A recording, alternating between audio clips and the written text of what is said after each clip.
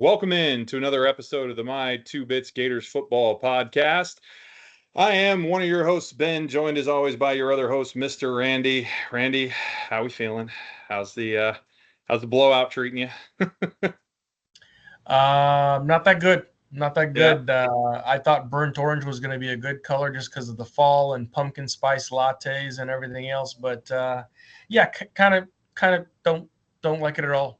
Not at all. Yeah, yeah, no, it's a tough one, but I think honestly, when we break this down and look at this, I think we're going to find, at least I've found a lot of reasons why I'm not as upset about it. I'm not gonna give a pass. Certainly, there's no excuse for that score line, but at the same time, I do think that there are some reasons why maybe this was a little easier to swallow when I went back and looked at some things and examined some stuff. Right. And there actually are some positive takeaways, believe it or not. And I don't mean that, again, we don't have moral victories, but we also, I don't think, have moral losses. How about that? So I know that may not make sense right now, but we'll get to what I mean in a little bit here. So let's get things kicked off.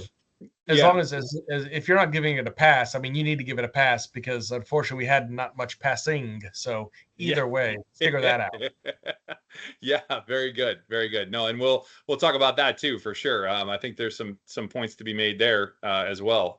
For good and bad reasons. Probably more bad on that one, but anyway. Yeah. All right, so let's get into it. As always, start things off with our intro. We'll go through our mission and our accuracy disclaimer, our vision, and our agenda. So to start things off, of course, our mission is to provide factual analysis of all things Florida Gator football. For our accuracy disclaimer, I got to learn how to say that. It's a tongue twister for me for some reason.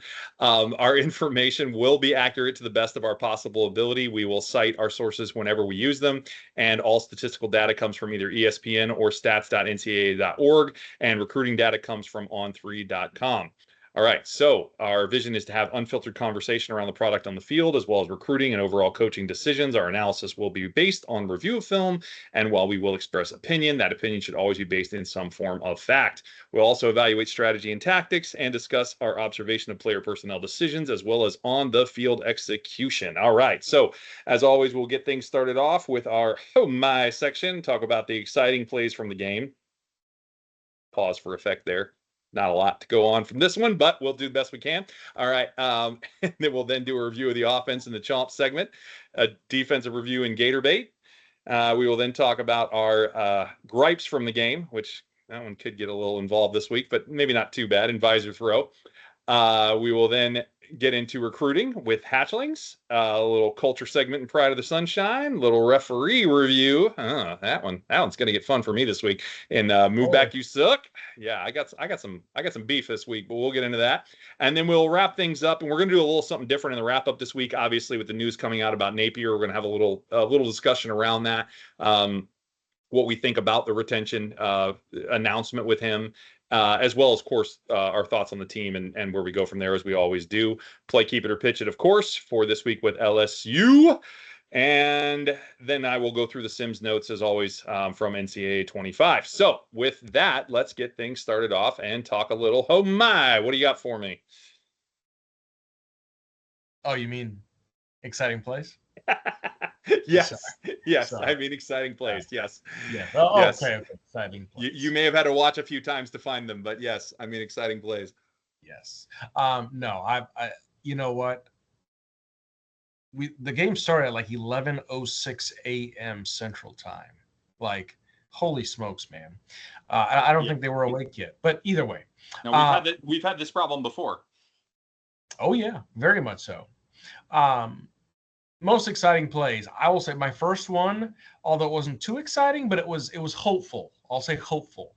On Florida's fourth possession, Mr. Aiden Warner had a beautiful play action pass to Mr. DK for 39 yards.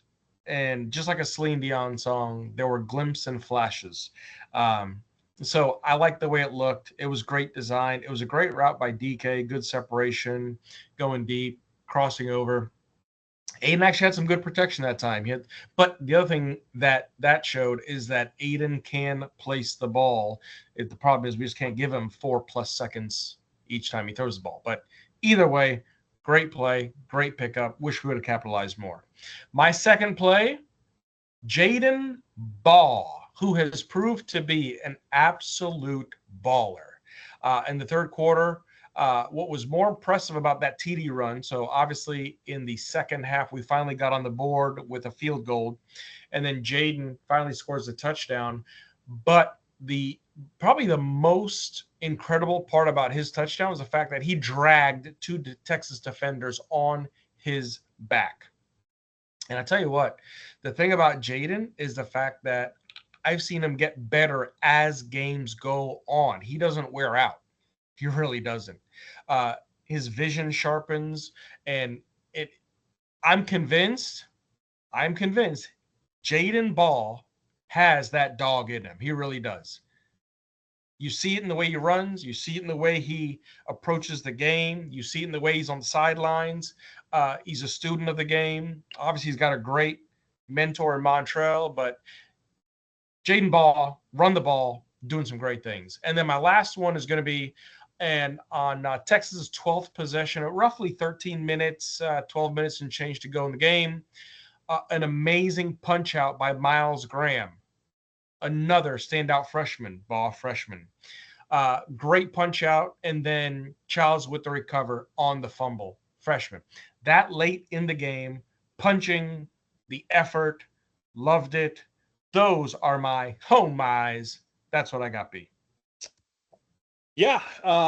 So I think those are well done in terms of what you were able to pull out of there. I think those are pretty good. I have two of the same, no surprise. That we came up with similar numbers, pitch. Right?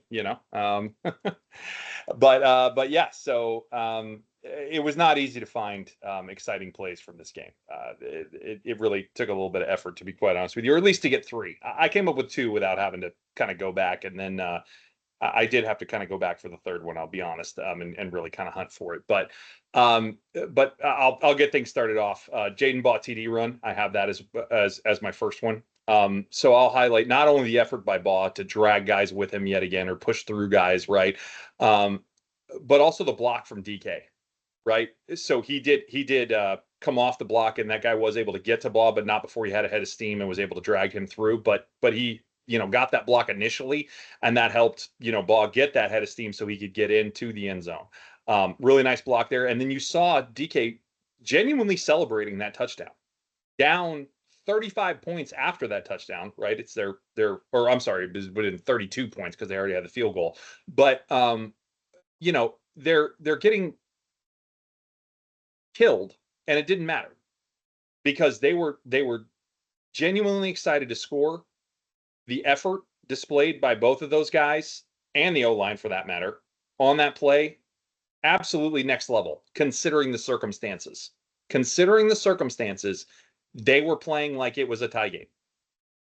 And there's something that does have to be said for that. Now, I'm not making the keep Napier argument here. That's not what I'm doing. I'm just making the point that there really is something to be said for how they were playing considering the circumstances. And I'll leave it at that. So my next one is Graham's forced fumble, 100%. He just continues to improve and make play after play. This was an absolutely phenomenal play to not only punch out the ball, but he did it while he was making the tackle. So he did both, right? He got the guy to the ground and punched out the ball. Didn't just go for the strip, made the play of getting the runner down and getting the ball out at the same time. Not easy to do. Only the best can do that. Great stuff. Really, really loved that play. That was next level. He also made a phenomenal stop on third down later on another drive. Great open field tackle. I mean, great open field tackle. Once again, up at that point, I think 35 or 32 or something like that. Sark's going for it on fourth down, but whatever. We'll remember that one. We'll remember that one, Sark. Oh, yes. That one's going to cost you, buddy. But that's okay. So my last one is the Jacoby Jackson TD, but not really for his run. Not that there was anything wrong with his run. Good effort. And a nice little bounce off the attempted tackle near the goal line that he spun off and went in for the touchdown. But I'm going to give credit to the O-line on this one. really solid blocking, very late in the game, again, in a blowout, and they're still pushing guys around at the point of attack. Really good to see this. Texas knew we were going to run the ball there. They had a loaded box on that play, and we still made a enormous hole for Jackson. He wasn't contacted like six yards past the line of scrimmage in the red zone, deep in the red zone. With a loaded box, are you kidding me? Huge hole for Jacoby there. That's really nicely done. Really nicely done. Great effort, again, despite the circumstances. So I'll say it again. There were multiple instances here where we really did a nice job, even though the game was well in hand. And that is good to see because, again, you continue to see this team playing for something more than just, a win or loss record, which, granted, that's still the most important thing. Not going to get away from that. But clearly there is more to it for them. And again, I've said it before, they play for the love of the game out there. And that is really important to have as a part, can't be all, but as a part of what you've got going on with your football team. So with that, we'll move on and take a look at some of the things we were doing on offense and how that looked. Okay, let's break down Chomp segment here to take a look at the offense. This was not pretty, obviously. But there were still some positives, and I'm not going to lose sight of that despite how ugly it was. So first things first, Warner QB rating. Hold on to your hats.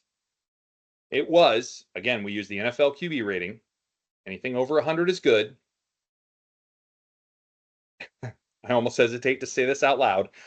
30.75. It is the lowest we have ever seen for a UF QB since doing this pod.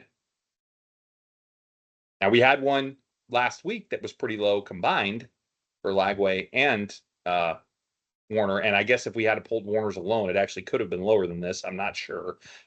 But this is the lowest we've ever seen.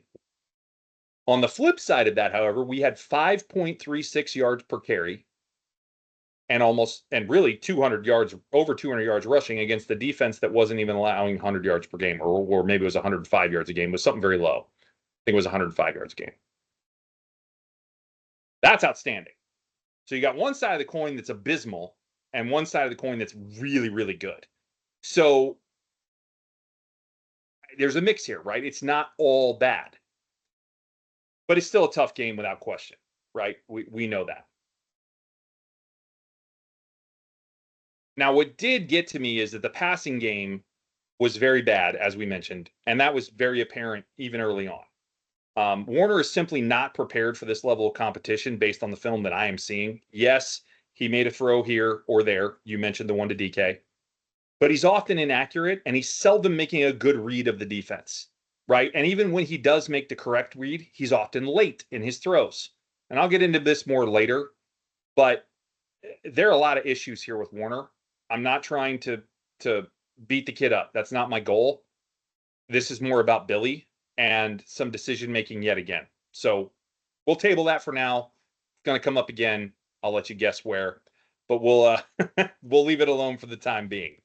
But I have some concerns there. I really do with regard to how we're managing that whole situation, top to bottom. But we'll come back to it. Again, we'll talk positive. From a positive standpoint on offense, again, the O-line continued to have a decent push, even against a very good defensive line. And these running backs, you already mentioned it, they're the real deal. I can't say enough about Baugh and Jackson. Just outstanding time and time again. The yards per carry, the yards after contact, the ability of Baugh in particular to make those cuts. God, that one run where it was all clogged up on the inside and he just jump cut to the outside and got 13 yards. Oh, I love it. I absolutely love it. The kid is special. He is special. I really, really love it. I also very much like the Wildcat packages. So for those that don't know, Baugh was a Wildcat quarterback in high school.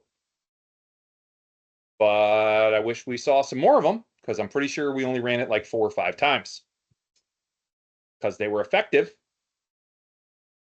And then we didn't run them anymore. So we've seen this movie before.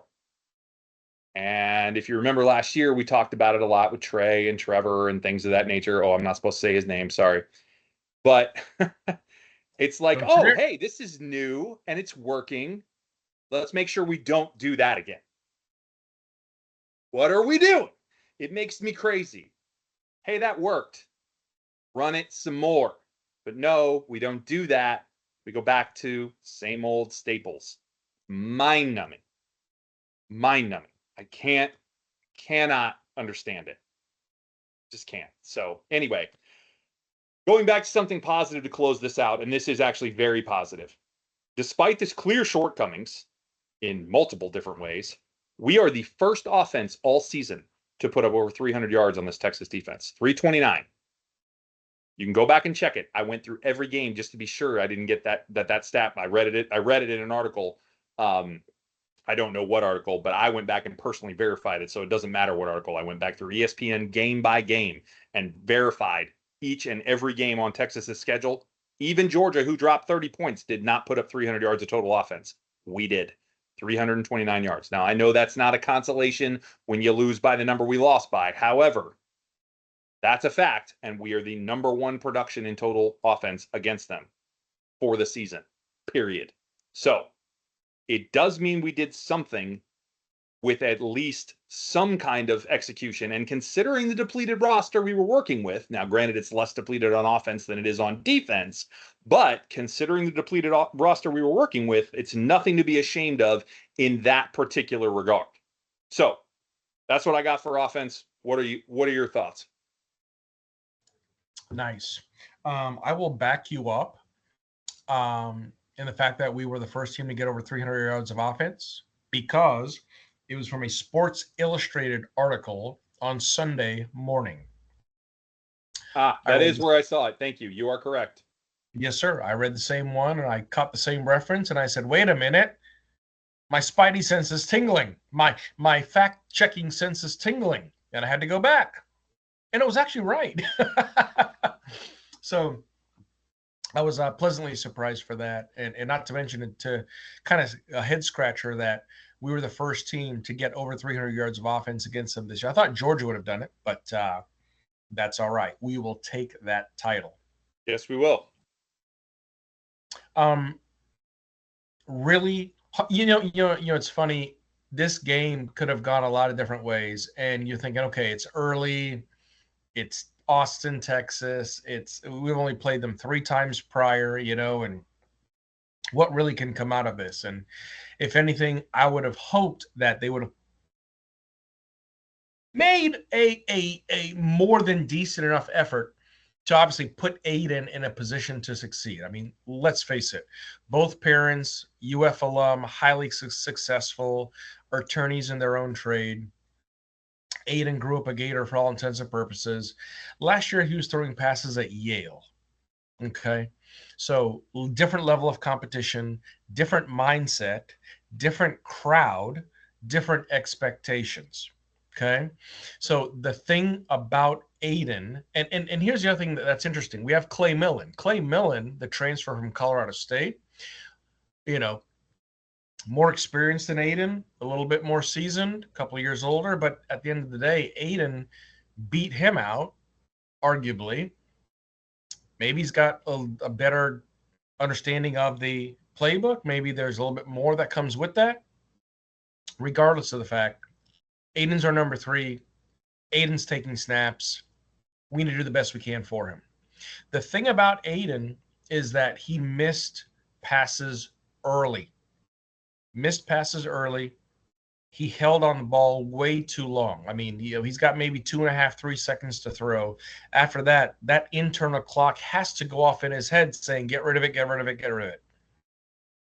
He was not obviously he's trying to manage a lot of different things. Tough start in the SEC, but managing a lot of things. He just was not good with pre-snap reads. Definitely not proficient. No. And not to mention going through his progressions, his 1, his 2s. Yep. I mean, by the time he got through his 1, he was already holding the ball for 2.2 seconds. You're like, a little bit quicker. He's just not there, right? Nope. We had 20 first downs as a team. Texas had 23.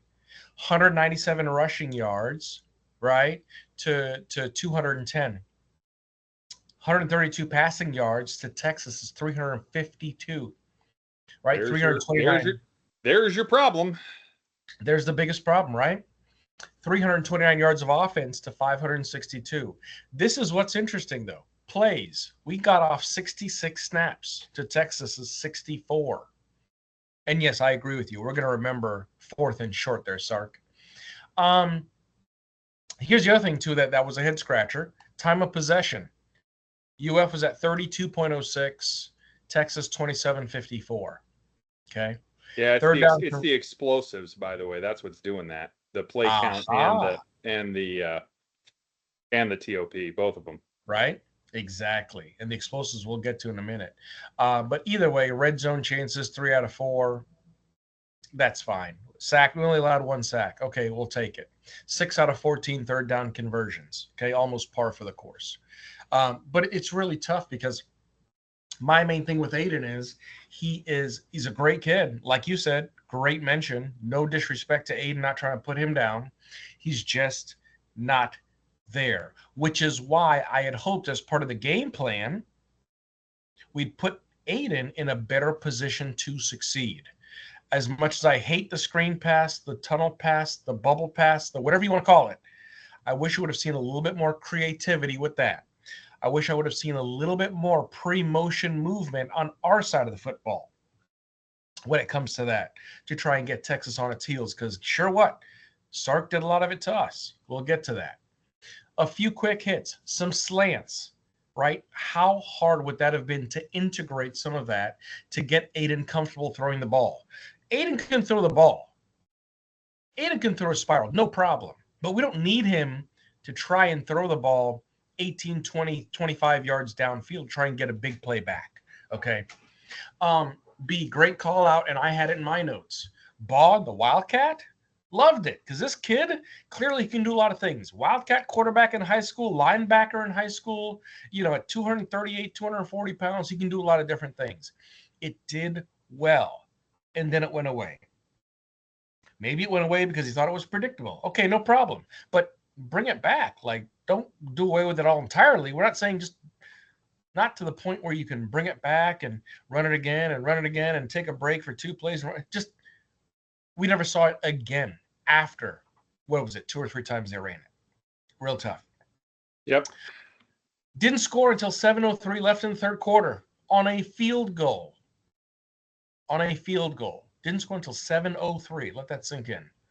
And then Baugh and Jackson, Jacoby, the only knock I'll give Jacoby is hands on the football in the first quarter.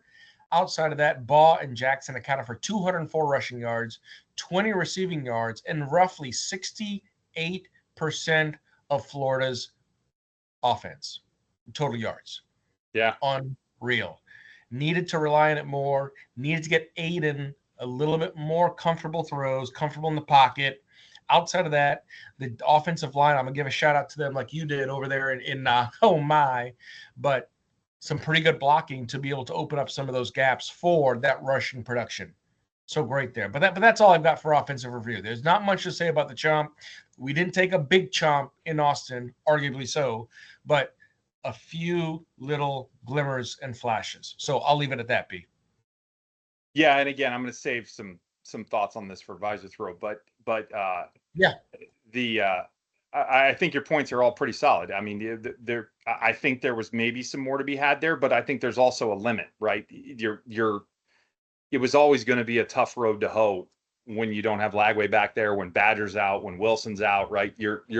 We were injury depleted. I mean, Damian George didn't play either, by the way, which not that we would have thought at the beginning of the year that Damian George not playing would be a big deal, but it has been. He's actually been pretty good. He's been much better than he was last year. Really, he hasn't been our strongest offensive lineman, but he hasn't been our weakest either. So, that O-line's really been playing well, and they did okay without him too, but like, it still would have helped to have had him. So, again, that's what I just say. 1, 2, 3, 4 starters. Well, technically, DJ's not even a starter, but he would have been the starter, right? So, call it Graham or DJ, pick one, right? Either way, the starter's out at quarterback. So, O-lineman, 2 receivers, right? That's 4 guys on offense, starters not playing. We'll come back to that later. But anyway, it makes it tough against a very, very good team. So it shouldn't be lost that, we're, down a lot of guys, right? And we had guys that weren't starters, not playing as well from a backup standpoint rotationally. So anyway, it's not an excuse, but it has to be factored in. It doesn't mean you should lose the way we lost, but it also doesn't mean you should expect to win. So that's what I was talking about with the moral losses thing, right? Like, if you were going to lose the game anyway, does it matter? I suppose to a degree, yeah. But like, it's an L at the end of the year. It's an L at the end of the year. That's my point. All right, moving on. Let's talk defense. What do you got for me? Oh, the defense. Yeah. This I mean, talk about injury depletion. It's just it's just across the damn board. Yep. It was so tough to get anything going. Now, I will say this. Let me go ahead and go through the numbers as you like to do. Ewers QBR and I'm gonna take another chapter from your book. Gross. 151.7 QBR. To your point, Aiden had the lowest QBR since doing the pod, and well, Ewers now has the highest QBR since we started this pod. That we have allowed, not the highest that we've seen. Highest we've seen is allowed. Still DJ. Fair. Still DJ against allowed. Good point. Sanford. So do have to point that out. Still DJ. So allowed. So yards per carry 7.54. Again, dare I say, gross. Yeah, real gross. It's like, say it with me, people. Gross. Okay. Last week we talked about the defense bending, being very, very, very flexible. This week it seemed like that flexibility went out the window and it snapped. It snapped pretty bad. Now, I will say this. Won the toss, deferred the toss. Texas gets the ball first, and they're marching down the field. Ewers starts, 3 of 3, 4 of 4, and they're marching. And we come up with a few big stops, and then field goal goes wide right. And all of a sudden, you go, hey, this is great, right? Okay, defense showed up. It took them a few plays to get settled down, but this is going to be good. This is going to be good, right? Right? You keep telling yourself this is going to be good. Okay, defense is going to show. Defense is going to show until it doesn't. Well, and even then the next drive, first 3 downs, we get him in a 4th and 1. We get him a 4th one. Yep. And then on his own, 28-yard line, he goes Went for it. Said, Mad Hatter style, Les Miles style. Good grief. I couldn't believe he went for that. And I couldn't, but on the other hand, I believe in his mind, he says, you know what, they're depleted, they're not that good. Guess what? We are betting, and if you stop us, that's okay. You're not going to be able to score because your offense is. I think that's more what it was about, to be honest. Exactly. I think that's more what it was about, and in that regard, it's hard for me to disagree. Right?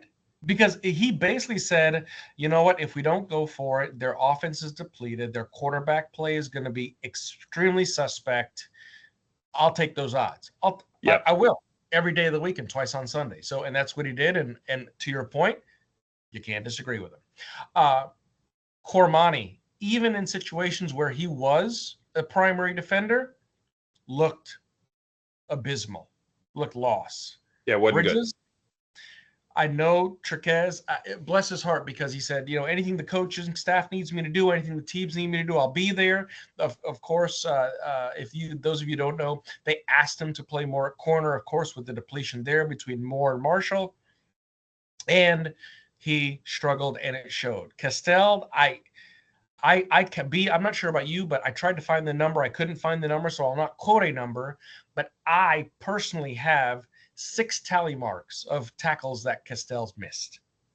And for whatever reason, absolutely struggled, couldn't find rhythm, couldn't find flow, couldn't find tone, and just looked absolutely abysmal.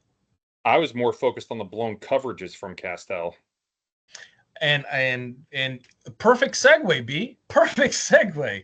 Let's not talk about blown coverages because there was way too many that it just seemed like he went the opposite way or completely bailed. That's almost like it would have been like me playing a safety position, right? And I see Derrick Henry coming at me, and then I pull up with a hamstring, but I don't really have a pulled hamstring. That was a business. That was a business decision that I felt like.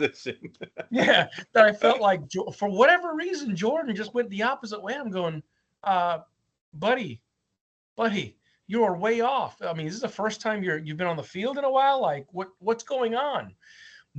And that was the like I said, be perfect segue. The most blown coverages, bad coverages, busted coverages, terrible, whatever you want to call it, that we've seen in over 4 games.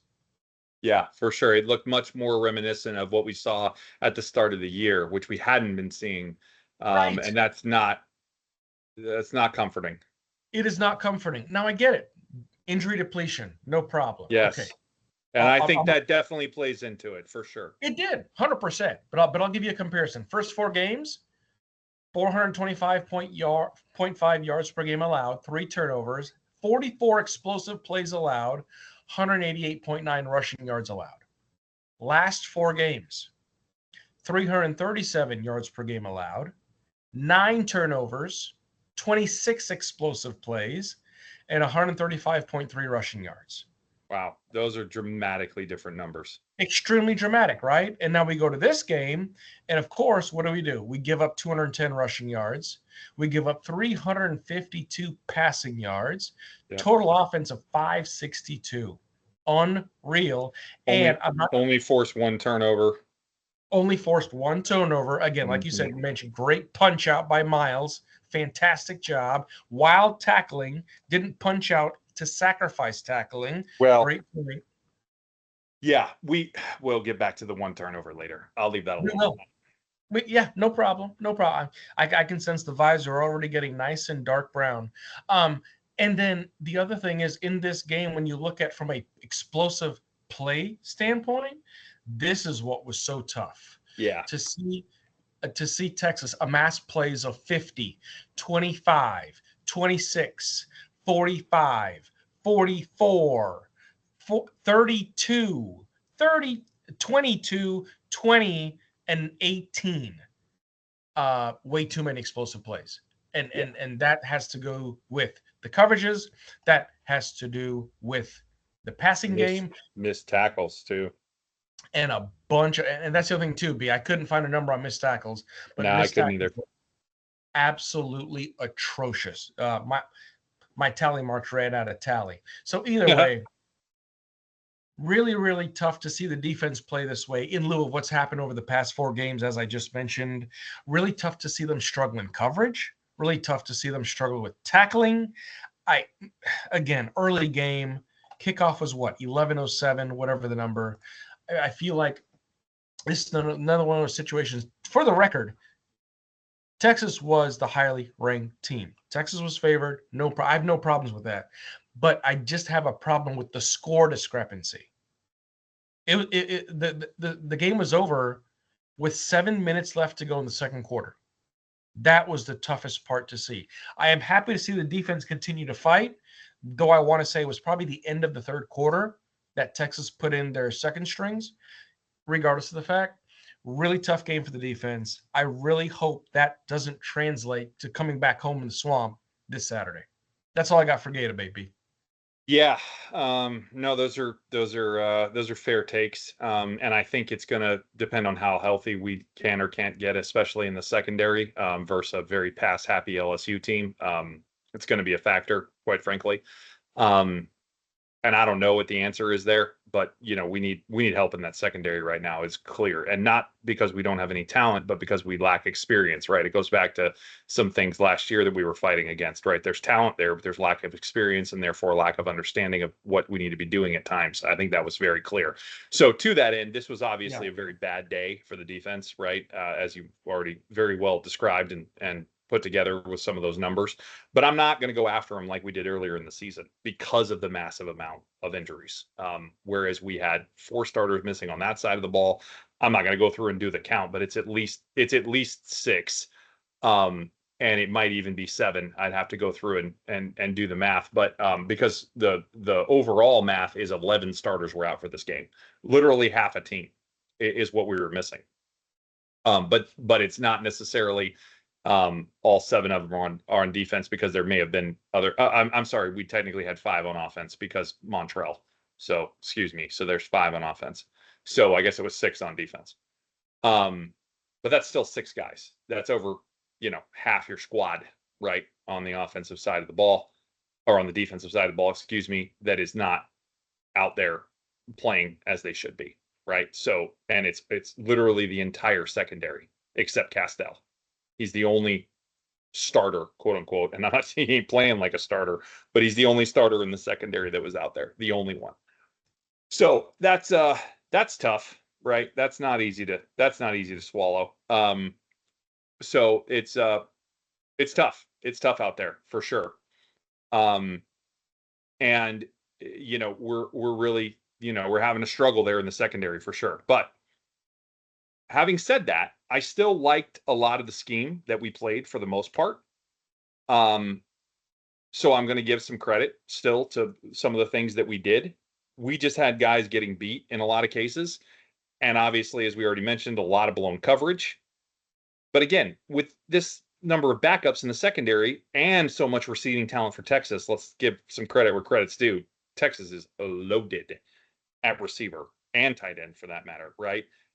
It kind of seemed inevitable that this was coming, right? I mean, we talked about that this game was likely not going to be very pretty. Again, it shouldn't have been this bad. I'm not giving free passes for it being horrible, but I'm also not going to crucify this team for it looking like this and say it's, some horrific thing that this happened when 11 starters were out of this game. Like, there's got to be some perspective here on this. Again, I'll hit on that more later, so I'll leave it alone for now. So again, things that were not good. Bad tackling. A lot of missed tackles. While there were, big plays that happened that were due to us being out of position and due to probably some communication issues, miscoverages, whatever the case might be, there were also way too many opportunities to stop some of those plays with better tackling that did not happen, right? This is something we've seen be much better, so hopefully it's just the product of the lack of depth here and not something more.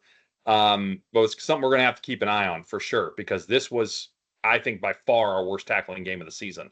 And that includes even some stuff we saw earlier in the year where it wasn't pretty. This one was horrific. I mean, really bad. I watched one play where there were probably 4 missed tackles on Jaden Blue.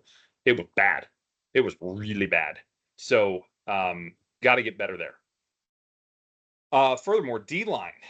D-line did not get the consistent push we have been seeing against the run. They were there at times, especially on the interior, right? But they just couldn't clog the holes the same way they have been recently. So that was concerning for me as well. They definitely got some push up the middle, and we just didn't seem to have that.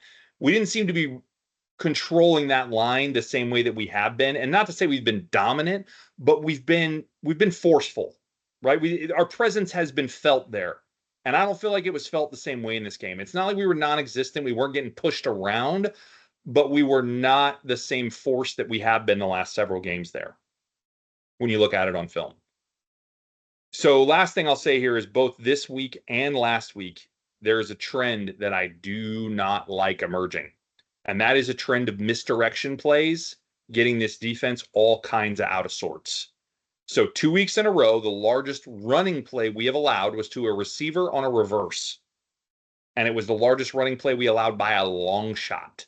Furthermore, this week, we gave up a couple of huge throwback screens, right? They set up the play like it's going one way, then the quarterback turns around, does a throwback to the other side. One time it was a 50-yard touchdown. Another time was that play to Blue I was talking about where he missed a bunch of tackles and went for like 40-something or the high 30s. Not good. Not good. This is not a trend that I want to see this defense put on film, because be darn sure, especially going up against a team like LSU with a very smart offensive mind and Brian Kelly, he will capitalize on that. Let me assure you, he will put plays in the playbook right now for that and take advantage of it. He is shifty. He is crafty. He is a smart mind when it comes to offensive play calling, and he will put it on the playbook right now. We have got to dial that in, get that taken care of. Now, Kentucky tried to reverse 2 weeks before, and Aaron Gates shut it down. But what I'll tell you is if Aaron Gates wasn't there to make that tackle, Barian Brown was going to the house. There was nobody on that side of the field.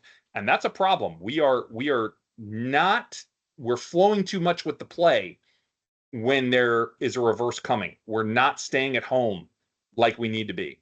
And I don't know if that's an over pursuit thing to try and stop the run because we have too much concern. I don't know what it is, but something's got to be done there because that is very, very concerning to me because it's really starting to show up on film now. Once was one thing, even maybe twice with that Bond reverse, it's Bond. He's very fast. And that was a really nice play, by the way. It was like a double fake on the reverse.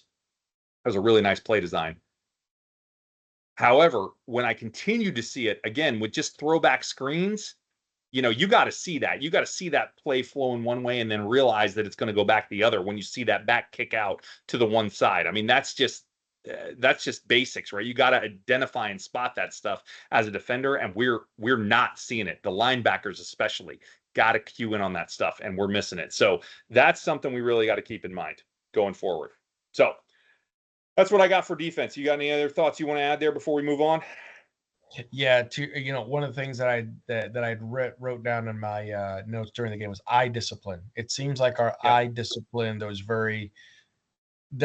was none, right? Yeah. And to your point, you talked about it, the flow of the game or the flow of the play. Yep. For whatever reason, we did not have somebody else watching another player. We didn't have a spy. We didn't have this. We didn't have balance to the point where it goes, you know what? If that player goes out that way, I've got to stay here just in case X, Y, or Z happens. And again, it's not difficult. It's just thinking ahead. But when you have as many injuries as you have and you have as many people playing out of position as you have, and again, my point, especially for Trquez, Castells has been playing his position for the foreseeable future, for long enough.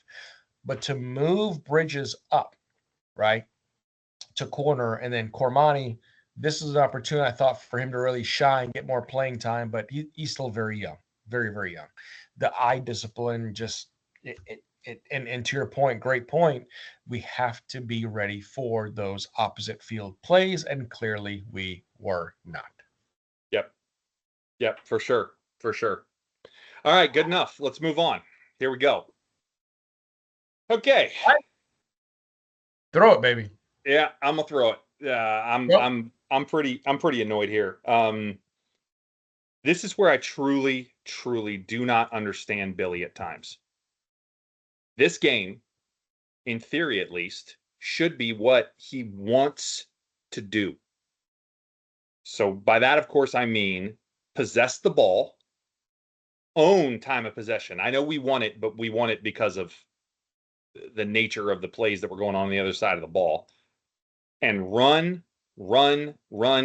some more. And yet, we had 39 called runs and 27 called passes. But that lean into the run only came later in the game. Like, I don't know what the first half balance was, but it was way closer to 50-50 and may have even favored pass. Honestly, I don't know. I don't have the stat sheet broken down that way. But even at the end of the game, it's still only 59-41 run to pass. It's not even 60% run. So that's not even that far from 50-50.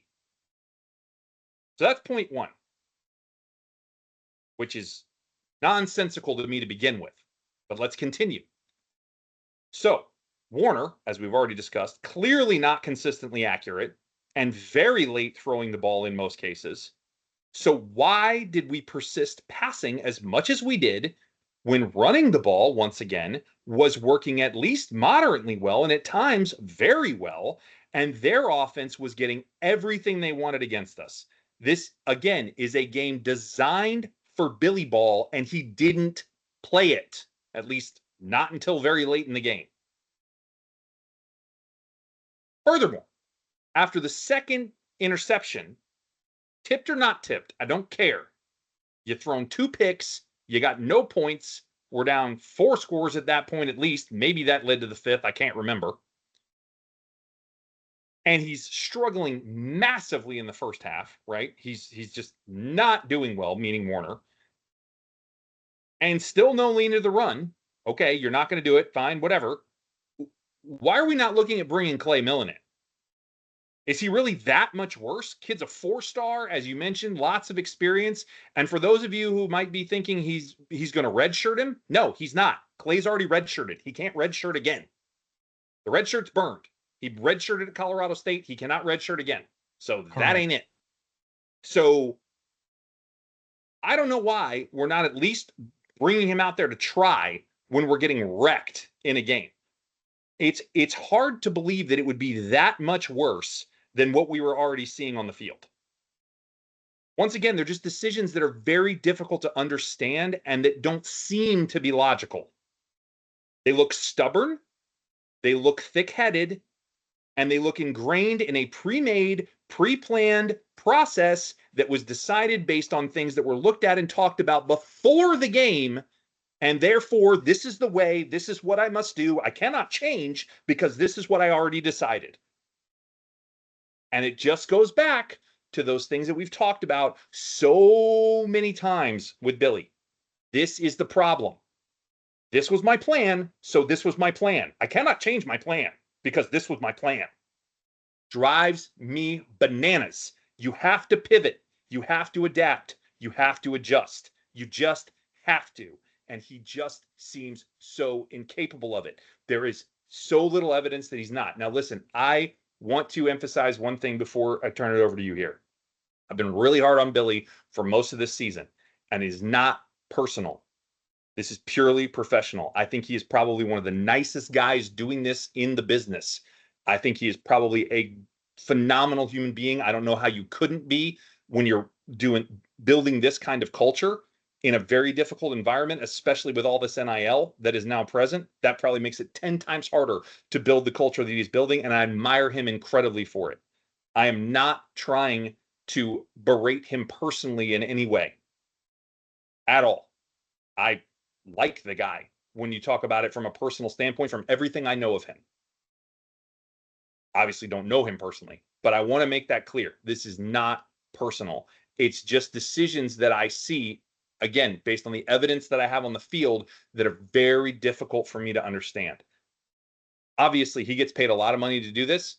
I get paid nothing to do what we're doing right now. So my opinion's probably not worth a whole lot, but it is very hard to see the logic or the understanding in some of the things that are done. Now, listen, there are other things that totally make sense, but this just isn't one of them. And it's yet another example of where it just looks to be a pre-made decision that, because once again, it was pre-made, can therefore not be changed. And I just don't understand that, because again, it's something we've seen evidence of countless times here. And I don't think that's an effective way to make decisions in a, ever-changing landscape of a football game. So that's something I really wanted to make sure I said during this episode, because I feel like it's been something where I've been pretty harsh on him, as I've said, but I just never wanted it to come off as a personal attack, because it's never meant to be that way. So with that, close out Visor Throw. What do you got? Good job. Thank you. Good job. And yeah, and that's the funny thing about Billy. You want to like him, and for all intents and purposes, as a person, as a human being, he is very likable, and clearly the players like playing for him. So that is what it is. What was interesting, especially after this loss, is to hear some of the comments that the players made in the postgame. And as much as people are to blame for again, not just the loss, but the way in which we lost, especially compared to how the last 4 weeks have gone, to hear Jordan Castell, and again, I know didn't have a great game, say that he was happy for Billy getting the extension, which I know we'll talk about later. You look at a couple of other players making a comment about keeping Napier in Gainesville. You look at the way the players gathered on the sideline. I look at Graham and DJ talking to Aiden on the sideline because obviously struggling mightily. I look at, and B, you actually pointed this out earlier, DK's reaction on Ball's TD run in the third quarter, getting absolutely obliterated. Yep. And finally, we get to 9 points. Yep. Another thing is the nation's longest scoring streak is intact at 457 games. Yes, sir, it is. Right? For those of you who don't know, our last shutout, or in other words, the time we scored 0 points, October 29th, 1988 at Auburn. And I will say this, shame on you, Jesse Palmer. I know you're a commentator now, you're an analyst, but shame on you for saying that streak is in play or in jeopardy. No, sir. And he said it early in the second quarter too. I was like, are you kidding me, Jess? Yeah. Really? Yeah, it was pretty early to be talking about it. I agree. Go back to hosting the Golden Bachelor or whatever the case might be, whatever you're doing. So, players never stop playing. Graham's punch of the ball late in the third, going in the fourth quarter. How hard Ball and Jackson still running the ball. And then I'm going to hop on your bandwagon, B. If Ball and Jackson, for the two-headed monster that they were, was doing so well, and a lot of your scheme is predicated on running the football. Yep. Why are we putting Aiden in unsuccessful situations? Yeah, I just don't understand it. Asking for a friend.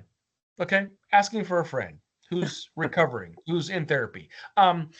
So that is one thing that just boggled my mind as far as, the other thing is if you want to try and get cute and use a jet sweep, whatever, but outside of seeing the Wildcat 2 or 3 times, that was it. And yeah, it started the second half, but let's face it, at the end of the second half, the end of the third quarter going into the fourth, that's when Texas put all their twos in. So no, that was no reference to Texas two-step. Just saying. That's where they put their second string in. Billy broke a clipboard. Billy broke a clipboard. Doesn't that sound strange saying Billy broke a clipboard? Yeah, Billy broke a clipboard. So clearly there was some visible frustration, some emotion coming out of Mr. Napier. Billy Napes. Interesting. Cool. Yeah, I feel like he's just frustrated that they didn't execute the plan better. Once again, I feel like that's always the issue, right? Like, we didn't do the things we needed to do better. Instead of, how do I better position my team, once again, as we talked about, to be in a place to do better when they are, at this disadvantage or in this advantage, right? Like, what do I do to help put them in a better place? And I feel like that just doesn't happen with him. I'm not...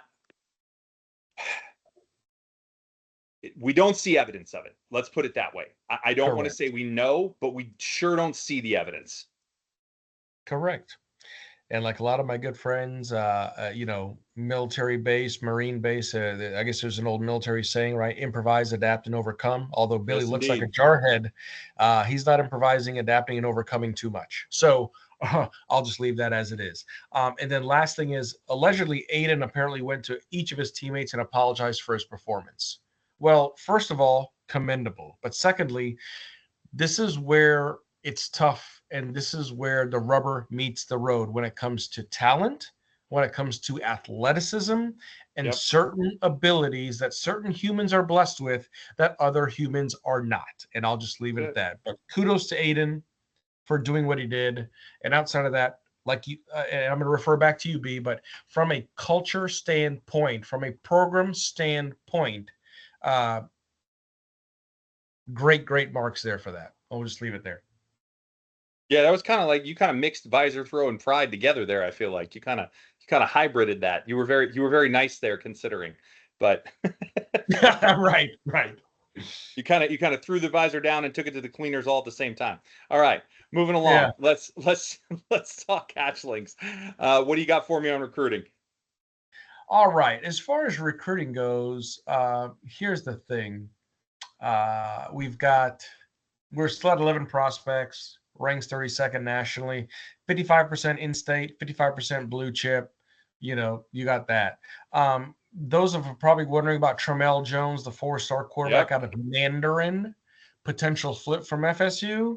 Well, it was funny because at first he said, no, I'm good. Then he said, I'm going to shut down my recruiting. But then in lieu of what's happened in old Tallahassee, it very well could be reopened, and we could have a shot of poaching that. So outside of that, we will see what happens. But that's the only thing else I saw, B. What about you? So yeah, based on what I saw, and this is from an On3 article, he has actually decommitted from FSU. So he is full on decommitted. Now, whether or not he is going to come to Florida, the chances I saw crystal balled at 60% currently. So not exactly a lock, but he's not going to FSU from what I've seen, at least not right now. Decommitted. So, yeah, tough. I'd say tough break for FSU, but I don't care. So, so they can just deal with that and continue with that's the only bright spot in this year for what we're dealing with that whole situation. But yeah, it looks promising, I would say, for Trammell, or Trammell. I don't know. Maybe Trammell. I think we'll go Trammell. Yeah, looking how it's spelled, I'll go Trammell. But yeah, it's looking promising, but certainly not a lock yet. But that would be a great get. That'd be really nice to help the status of the class, and also to get another young quarterback recruit coming in. I think that would be really good.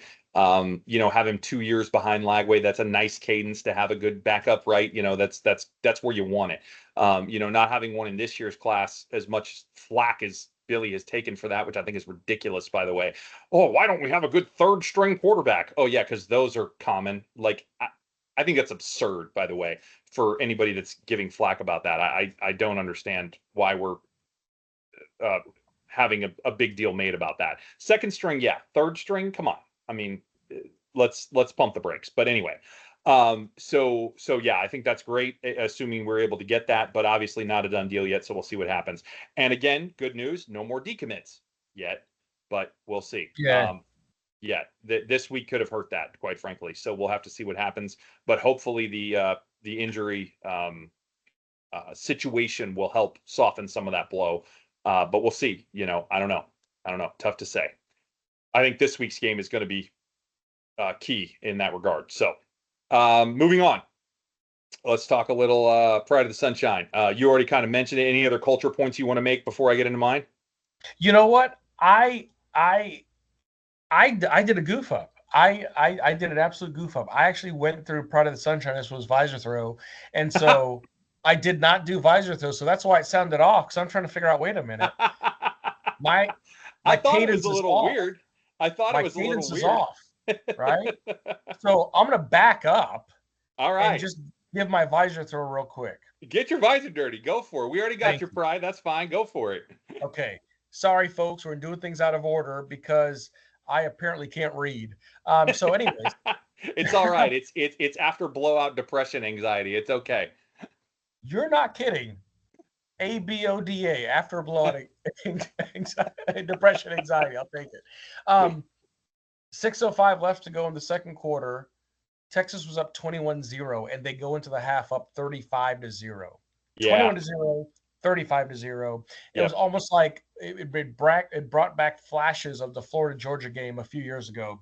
Yeah. Oh, good. Ooh, good reference. Good reference. Yeah. Right? Just before halftime, it's just like, hey, look, we got a shot. We got a shot. Holy, I go to the bathroom and I come back. What happened? Am I in the wrong stadium? Yeah. Florida, 0-4 all-time against Texas. Their last meeting was 83 years ago, right?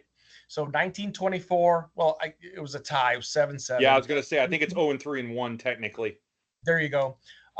In 1939, lost 12-0. 1940, lost 26-0. So at least we put some points on the board. It was just tough to see. All right. Okay. Florida's fourth possession, 39-yard completion from Warner to DK, sets up field goal from 25 yards. Yeah. Then, false start penalty led to a 30-yard field goal that was subsequently missed. Well, really? and quick throw in there. We run Wildcat Baugh for 7 yards. We run Wildcat Baugh for like 2 or 3 more yards. Or maybe it wasn't. I think it was 6, and then it was like 2 more. So it was 3rd and 2. Do we run wildcat ball again to try and pick it up? No. We No. instead change back to standard running formation, get nothing, and go for the field goal. Like, why? What again? What I sorry, go ahead, but like that was mind numbing. It worked twice in a row, so let's not do it again, you know? Does not compute. Does not compute. Will Riders at plays got dot compute. And then outside of that, just why do we not utilize Ball and Jackson more and put Aiden in a position to where he could feel more comfortable with some bubbles, with some screens that we've seen more than before? Because obviously I've expressed my displeasure with those types of plays, but they were definitely needed in this situation. Hey, situational football. How about that? Adapt, Yeah. improvise, and overcome. So that's my visor throw in Pride of the Sunshine, but reverting back to visor throw, thank you very little. All good, all good. No worries. We're figuring it out as we go today. It's okay. It's okay. Fair. All right. So for me, for Pride of the Sunshine, despite all the negative talk around the retention of Napier this week, right? And as soon as it got announced, I mean, the message boards just went crazy. Obviously, just ton of, why are we doing this? And again, we'll get to that discussion in a little bit. But the team continued to fight, right? Even when the game was over at halftime, right? As you mentioned, Yes. Not only did they fight back to score 17 points in the second half, but they were physically, they were physical, right? And they were clearly motivated in doing so, right? Also, the defense did improve. I know they put the twos in, but their two is a 5-star all-world quarterback. Let's keep that in mind, right? It is Arch Manning out there. And in the second half, we only allowed 14 points, right? So while one half was very ugly, we technically won the battle in the second. We won the second half. Now, again, no moral victories, but I'm just saying it goes to culture, right? No quit, no give up, all heart, right? It's not something you see happen very often when a team goes down like that and then comes back and wins the second half because they're playing that hard. You just don't see it that often. You just don't. It's not typical, right? So again, it just yet another feather in the cap for culture with this team. For Billy, honestly, it really does continue to impress and shine in regards to this particular point. Again, as much stuff as we have to say about other things, I got plenty of good to say here. Doesn't make it the other okay, but this is still a real and true positive, and it just can't be overlooked. And I'm so glad we have this section so that we have a platform to talk about it each and every week, because it really is important and it does matter. So with that, yeah, absolutely. Let's move on. Let's talk a little officiating. Okay. Little move back. You suck. Tell me. I was not a fan of these officials at all. Not one bit, sir. Mr. Lee Hendricks. Yep. I saw multiple missed calls, very obvious missed calls, particularly holding on Texas that was not flagged. I also saw tripping in the flat that I feel should have been called in the second half. I don't remember the exact play, but I saw it where one of our receivers was tripped. Did not call it. It was very clear to me that he was tripped. And also, I'll call out one more. And the holding penalties were prolific. Like I saw 4, 5, maybe 6 that were not flagged. And they were pretty blatant, quite frankly. But the big one to me was actually the first play of the game. There was absolutely a potential fumble on that play. And my issue is this. I did not have the angle on TV to tell you if it was a fumble or not a fumble. I don't know. There was something blocking the screen when the player went down. I have no idea if that ball was out before he contacted the ground or not. We got no replay on TV, as you're well aware if you watched on TV. I have no clue if it was a fumble or not a fumble. No clue. However, my problem is this. The ref who made the call was the sideline judge. And if you watch that play back and you go back and you look at it, there is no way he had clear line of sight to that player, because the Gator who tackled the Texas player on that play was on the backside of the player in the way of that sideline judge. And furthermore, the ball was on the opposite side of both of those guys from said sideline judge. So you tell me how he makes that call correctly or knows he made it correctly from his vantage point. It's not possible. Terrible, terrible to have him be the one to make the call, and he was definitive about it. He's just pointing to the ground. He was down like he knows. You don't know. You couldn't see that. No way. Absolutely no way could he see it from his angle. He was 100% blocked. So I'm not saying he was or wasn't, but we got no review, and we got no other ref even conferring on that call. Not okay. So I want to be clear, despite all that, wasn't making a difference, right? Not changing the outcome of this game. And I want to be very clear about that. Even if we got every one of those flags I'm talking about and that potential fumble, it would not have changed the outcome, right? We're still losing, clearly. So at the end of the day, not the end of the world, but I don't care for the lax calling of a lot of these that should have been flagged. Not a fan. It's why we have this segment. So I'm still going to take the time to call it out. What do you got? Nice.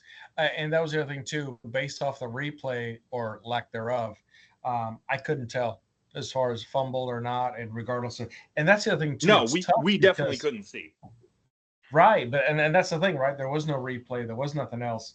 But that's also tough, too, because you'd think that an official with a line of sight should be able to make that call. And when an official that does not have a proper line of sight makes the call, again, things that make you go, Mm-hmm. For the record. Do you agree that he didn't have proper line of sight there? To be honest with you, I don't recall where he was. I see what you're saying, but I can't speak to it, and I won't speak to it because, again, Fair enough. Because Fair of enough. accuracy and everything else, I did not remember what his positioning was. No worries. But that's the thing, right? If you have clear line of sight, that's one thing. But if you don't and you try and make that call, like, what are you seeing that nobody else saw? Yeah, I don't see how he possibly could have based on what I saw, but it is what it is. Right. Lee Hendricks was the referee. We know we've had some issues with Lee over the years. Dedicated SEC ref, but some questionable calls at time.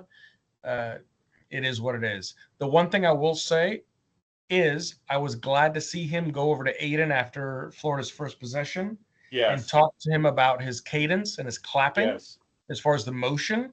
So kudos to him for that. Good job, right? You try and circumvent those issues before you have to flag it or, make it a worse issue. So that was very good point. Very good point. So, yeah, we'll take that. Plus 1 point for Lee Hendricks. Outside of that, my personal tally, 4 missed hold calls in the first half, and I stopped tracking in the first half. Fair enough. that were blatantly obvious. So I'll just leave it at that. All right, good enough. So there you have it. All right. With that, let's move on. Let's wrap this thing up. So we'll start here. We'll talk just team thoughts as we usually do. So I'll have you kick that off. What are your thoughts on team overall and where we go from here? And then we'll get into this quick little Napier discussion. Can we phone a friend? Can we call up some players? Can Scotty beam down some like what's going on here? Can we get healthy? Can we see 2 to 3 starters return this Saturday? Please, please, please, please. Fingers crossed, legs crossed, everything crossed. We need to get healthy. We are in the ICU. It is unreal, this injury bug that has plagued this team this year. We have thought with strength and conditioning and everything being what it was. Now, again, we can't plan on turfs not being ready to play. But outside of that, I did not think our injury situation would be as dire as it is. To your point, being down to quarterback number 3. Yeah, like your third string quarterback is a 5-star just waiting in the wings. No, any third string quarterback is a 5-star, has already transferred and is trying to get playing time somewhere else. Exactly.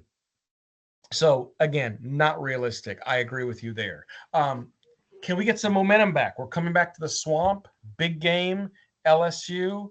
LSU. Hopefully we don't have to go back to times like that. Please no, Marco. I know.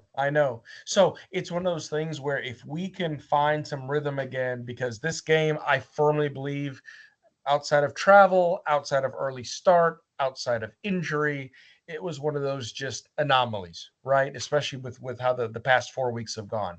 So can we come back to the swamp? Can we come back? Can we get some of that great play back, that energy? Because again, let's face it, the energy is always going to be there. That's why part of the culture is what it is, and part of the sunshine is so good.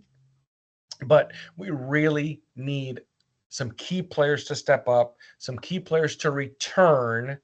And the other thing that we need is a really deafening crowd on Saturday for LSU. Can we get healthy though? That's the biggest thing. Can we get Yeah. healthy? I don't know, At man. least to a degree. No, I mean we're not going to get To a totally degree. healthy, obviously, but at Yeah. least to a degree. Yeah, I agree. Was that everything? Sorry, I didn't mean to cut you off.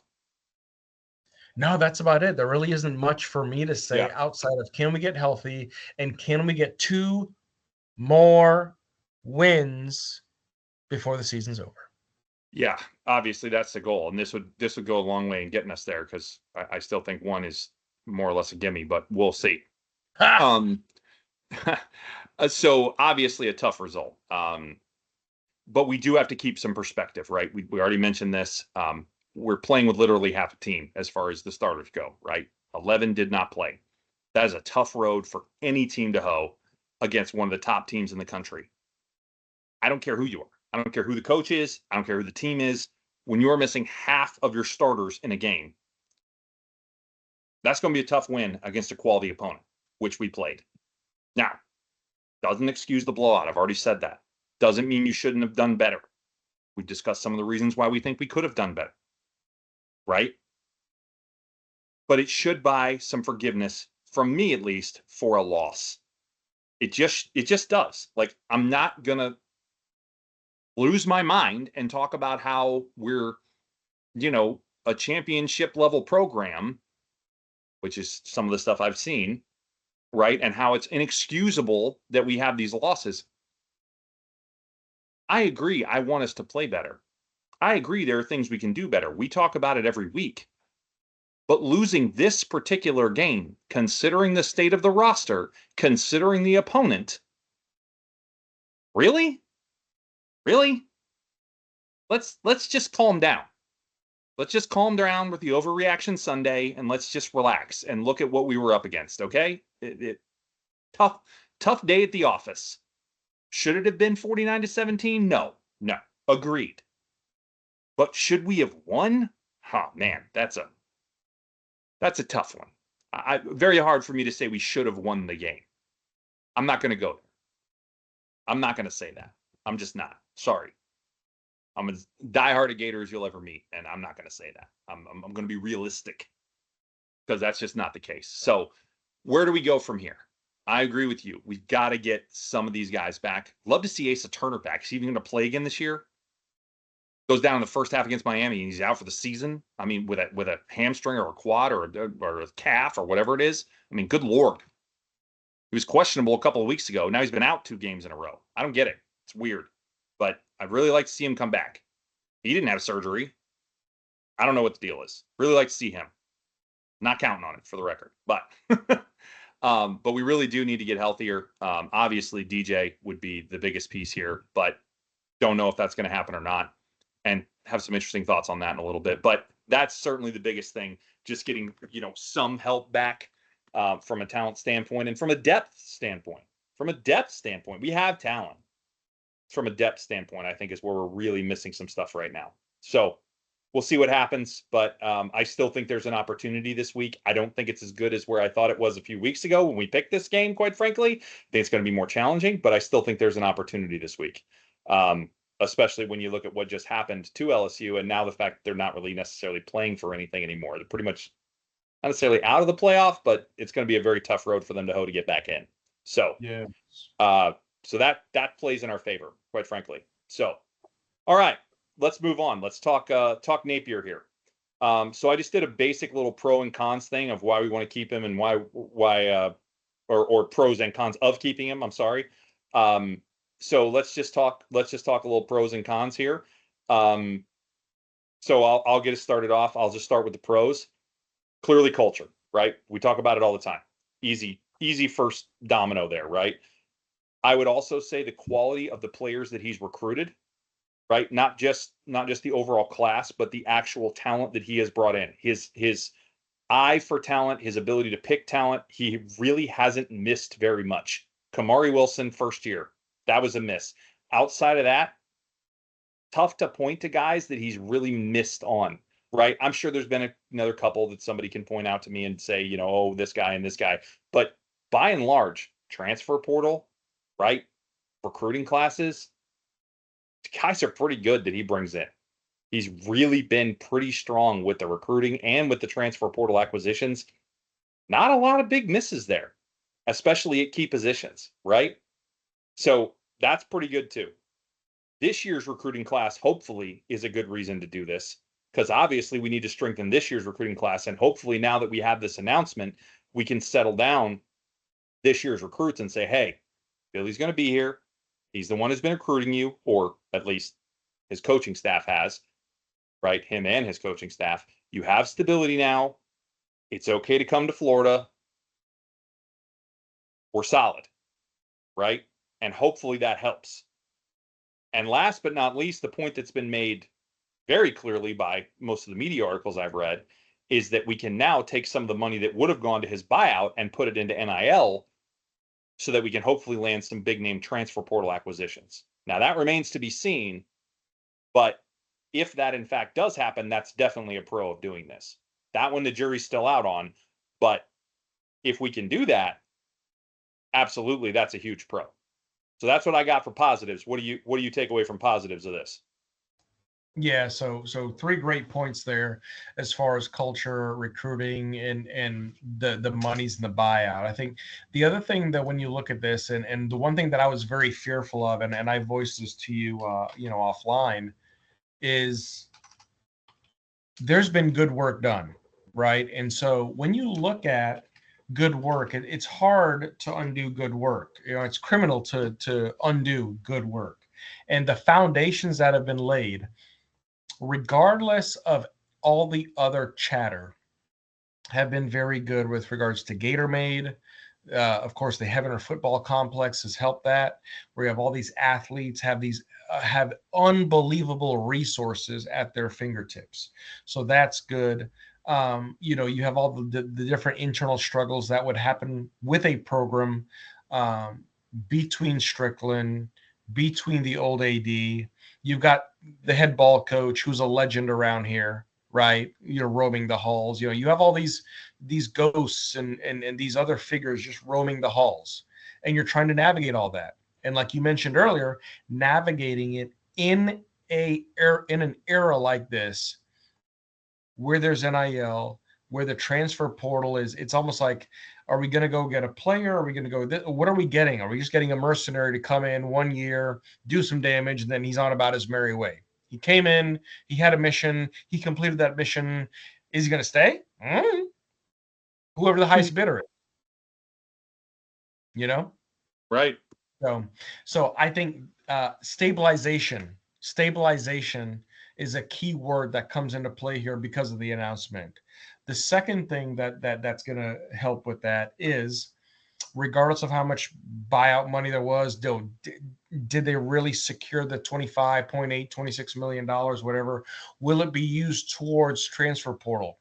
As good as he has been, to your point, in the transfer portal, I still think we talk about identity and teams having identity, not really sure what our identity is. The one thing I can say is that from an identity standpoint, it's going to be building and developing these players, right? I saw a stat on the TV, or a graphic, right, that talked about, Sarkisian at Texas, right? His first 2 years, he was 13-12. His last 2, he's been 19-3, now 20-3. Okay. So in a situation like that, yeah, it took him 2 years, but also look at the competition he had in the Big Ten. Look at what it was. Yep. Okay. Now, arguably that they've been able to stand up here in the SEC. But the other thing I will say to that is Sarkisian, I'm not sure if you saw this, is the only at Texas is the only SEC program with the same head coach, the same offensive coordinator, Oh, yeah, he has an offensive coordinator and the same defensive coordinator all 4 years. So there's continuity there. If Billy can really do his magic and keep continuity, keep this culture up, that's going to be such a good thing moving forward. And all these players that have bought in can also inflict that on these recruits coming in. And the other hope is that we do something to remedy the play calling. But outside of that, it definitely does some things as far as the continuity. It definitely helps recruiting. It helps with stabilizing the state of the program right now with all the other noise going on about hot seat, no hot seat. What do we do? Right. And all the players that we have out right now that could be potentially transferring or potentially entering the transfer portal. It just helps to ease a lot of those limbo situations in limbo. Yeah. I think those are all pretty fair points. Sarkisian was in the Big 12, just for sake of accuracy. Have to point that out. Well, there you go. Thank you, sir. You're welcome. 12, 10, whatever. Competition wasn't that good either way. All good. No, it was not. But to that end, all right, very quickly to the cons. For me, there are a few, but I'm only going to focus on one. If we do retain Billy and do not gain a true OC, right, an actual OC who is calling and designing plays, we continue to put ourselves in the same position we are right now. As long as Napier is the person doing that, we are not getting the most out of the talent that we have. A point I have made repeatedly, not going to belabor it. So no matter how much talent we may gain through recruiting, transfer portal, whatever, we are not going to rise to where we could by leveraging that talent to the best of its ability with better play calling and design. Period. That's it. Simple as that. And again, I think there are potentially more, but that is the one that stands out by far and away the most to me. And I'll just leave it right there. What do you got for potential negatives? Fish or cut bait. Fish or cut bait. You mentioned that, hey, let's just part ways now. It's going to be a hit, but it was going to be a hit regardless. Let's do it now. Let's get an interim in. Let's figure out what we're doing with recruiting, this, that, and the other. To that end, now there's stability, there's certainty. No problem. But to your point, without a dedicated play caller, do we go back to the same old, same old? Will talent prevail? Will execution prevail and cover up some of the hiccups in coaching? I'm not sure if any of you heard in the wonderful upset that Georgia Tech made on Saturday, but Cristobal was questioned for his coaching. Coaching decision. Wonder why. Right? And the other point was made by an analyst on ESPN. Cam Ward could not cover up some of those decisions in this game.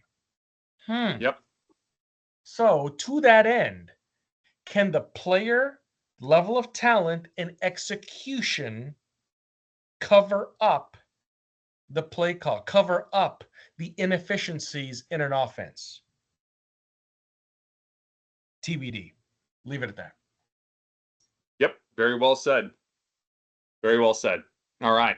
So, to that end, let's move it along here, and we will see what happens. But I am hopeful that if we do get an OC, that we see some improvement there from a coaching perspective. But time will tell. That's all we can do. All right, keep it or pitch it. Last week's result, we went 3-0. We picked the same, and we were right on all three, which I don't know has ever happened before, for the record. I'm not even sure. I may have gone 3-0 at one point, but we definitely have never gone 3-0 together. Correct. So that's a first. So I'm now 16-11. You were 14-13. We are steadily getting better as the season goes along. We're getting to this team better, figure out what they're going to do. So there you go.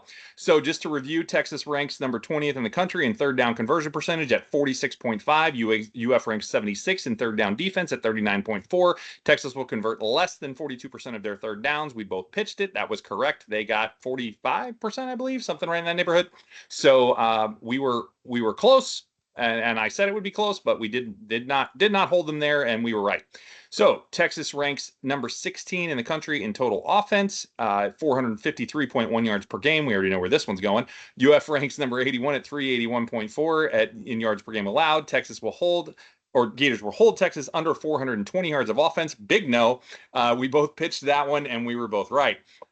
Last but not least, Texas ranks number 16th in rushing defense at 105.5 yards per game. As I was mentioning earlier, since the first bye, UF has been averaging 154 yards of offense, or 54 yards rushing per game, as O-line run blocking has improved. UF will rush for at least 140 yards in this game. We both kept it. We absolutely hit that for 197. Actually, really, it was 204 because the -7 came from Aiden on sacks. Yeah. So, well, actually, one of them might have been a read option, but nonetheless, yeah, that was very strong. So obviously, we were right there as well. So to that end, let's take a look at Keep It or Pitch It for LSU. Here we go.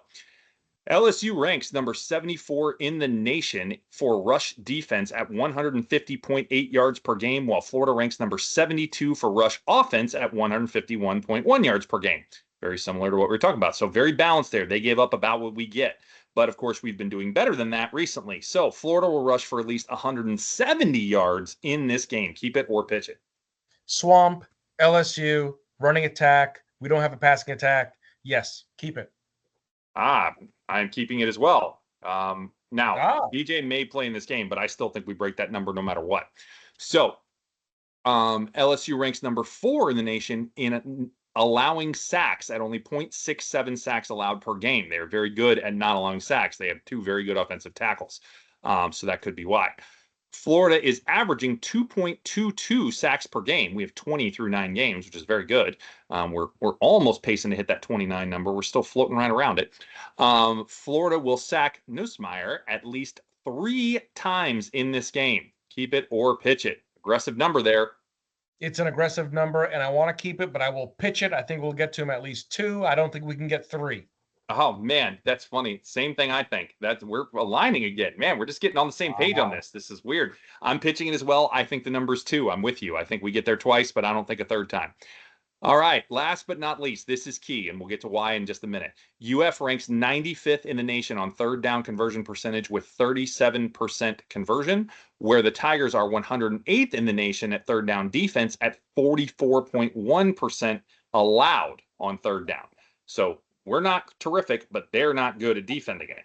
UF will convert at least 44%. So we're going way up. We're going up to their average, not in between, on third down. Keep it or pitch it. Key stat here. We'll get to why in a minute. Keep it or pitch it. I would love that. Sounds great. It's way up from 37. I would love for them to hit that number, but I think it's going to be closer to 41 or 42. So I will pitch, my friend. All right. Well, I called this game a win, and based on what I saw from the NCAA sims, I have to keep this if I'm going to keep it as a win, and I'm keeping it as a win. So I am keeping this number, and I'll get into why in just a second here. But so I'm keeping this one. So we are going to differ here. I'm with you. I don't have tremendous confidence in this, but again, if I'm keeping it as a win, then we got to hit this number, and here's why. So here's the notes from NCAA 25. I ran it with both Lagway and Millen because I can't run Aiden. He's not in the game. And we interestingly did better in the win-loss and some of the number totals with Millen than we did with Lagway, which is super weird. But I'm going to leave that alone. Perhaps the game found some matchup that it liked. I don't know. That's very strange to me. But we'll leave that alone. Not necessarily sure that would be the case in the real world. Again, that's why we don't use it for predictive metrics, right? We don't use it to predict the outcome of the games. However, what was interesting is third down conversion for Florida, not for defensive, but for offensive, was the key stat in these games. In all but one of our wins for Aiden or Lagway, we converted at least 45% of our third downs.